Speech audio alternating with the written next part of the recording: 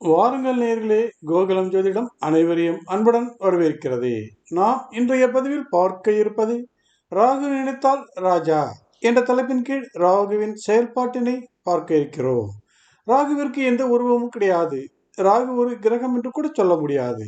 ராகு சூரியன், சந்திரன், பூமியின் சுற்றுவட்ட பாதையில் ஏற்படும் வெட்டுப்புள்ளியில் உருவாகும் ஒரு ஒளிக்கீற்றாகும். இந்த ஒளிக்கீட்டணியே ஒரு பக்கம் ராகு என்றும் மறுபக்கம் கேது என்றும் சொல்கிறோம். ஒன்றை மட்டும் புரிந்து கொள்ள வேண்டும், ராகு எப்பொழுதும் சுயமாக பலன்களை கொடுப்பதில்லை. ராகுவின் ஒளிக்கற்றையிலிருந்து அதிர்வலைகளை கிரகித்துக் கொள்ளும் மற்ற கிரகங்களே பலன்களை வெளிப்படுத்துகிறது. அந்த பலன்கள் நல்ல பலன்களாக இருக்கலாம் அல்லது தீய பலன்களாக இருக்கலாம். அந்த வகையில் தான் நாம் ராகு தரும் யோகங்களை இப்பதிவில் பார்க்க இருக்கிறோம். பொதுவாக ராகு எங்கு அமர்ந்திருக்கிறாரோ அந்த வீடு தொடர்பான பலன்களைத்தான் கொடுக்கிறார். பொதுவாக ராகு எங்கு அமர்ந்து எந்தெந்த வீடுகளோடு தொடர்பில் இருக்கிறாரோ அது தொடர்பான பலன்களைத்தான் கொடுக்கிறார். பொதுவாக ராகு எங்கு அமர்ந்து எந்தெந்த கிரகங்களோடு தொடர்பில் இருக்கிறாரோ அது தொடர்பான பலன்களைத்தான் ராகு கொடுக்கிறார். ராகுவின் உதவியால் தான் மற்ற கிரகங்கள் வலிமை பெறுகின்றன என்று கூட சொல்லலாம். அந்த வகையில் ராகுவின் யோகம் தரும் அமைப்புகளை பெற்ற சில உதாரண ஜாதகங்களை இப்பொழுது பார்க்கலாம் வாருங்கள். மராட்டிய வீரன் சத்ரபதி சிவாஜி. இவர் ஒரு அரசராக இந்து சாம்ராஜ்யத்தினை மீட்டெடுத்தவர். இவருடைய ஜாதகத்தில் கிரகங்கள் அமைவிடங்களை பார்ப்போம். சிம்ம லக்னத்தில் பிறந்தவருக்கு கன்னியில் சந்திரன், துலாத்தில் சனி, தனுசுவில் கேது, கும்பத்தில் சூரியன், குரு, மீனத்தில் புதன், மேஷத்தில் சுக்கிரன், மிதுனத்தில் ராகு, செவ்வாய். இவருக்கு ராகு மிதுனத்தில் அமர்ந்து செவ்வாய் தொடர்பினை பெற்றார். இதனால் மற்றவர்களை அடக்கி ஆண்டு அரசாளும் பதவியினை இவரால் பெற முடிந்தது. இவருடைய 10ஆம் வீட்டு அதிபதியான சுக்கிரன் ராகுவின் பார்வையினை பெற்று சுக்கிரன் ஜீவன பலம் பெறுகிறார். எனவேதான் இவருடைய சிந்தனை முழுவதும் அரசாள்வதிலும் மற்றவர்களை வெற்றி கொண்டு ராஜ்யத்தினை விரிவாக்கம் செய்வதிலும் அதிக கவனம் செலுத்த நேரிட்டது.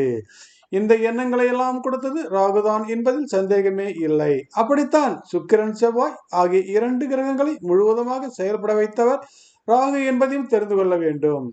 அடுத்ததாக நாம் பார்க்க இருப்பது ஆன்மீக பேரொளி ராமகிருஷ்ண பரமஹம்சர். இவருடைய ஜாதகத்தில் கும்பம் லக்னமாகவும், லக்னத்தில் சூரியன், புதன், சந்திரன், மீனத்தில் சுக்கிரன், ரிஷபத்தில் கேது, மிதனத்தில் குரு, துலாத்தில் சனி, விருச்சிகத்தில் ராகு, மகரத்தில் செவ்வாய். இவருடைய ஜாதகத்தில் ராகு அமர்ந்த இடம் விருச்சிகமாகும். லக்னத்திலிருந்து 10 அமர்ந்த ராகு தனது ஆளுமையினை, அதாவது பார்வையினை பிறந்த லக்னத்திற்கு 12ஆம் வீடு என்னும் மோட்ச தனத்தின் மீது பதிய வைத்தார். இவர் தனது வாழ்நாளெல்லாம் ஆன்மீகத்தோடும் முக்தியினை பற்றி பேசி முக்தி அடைந்தார்.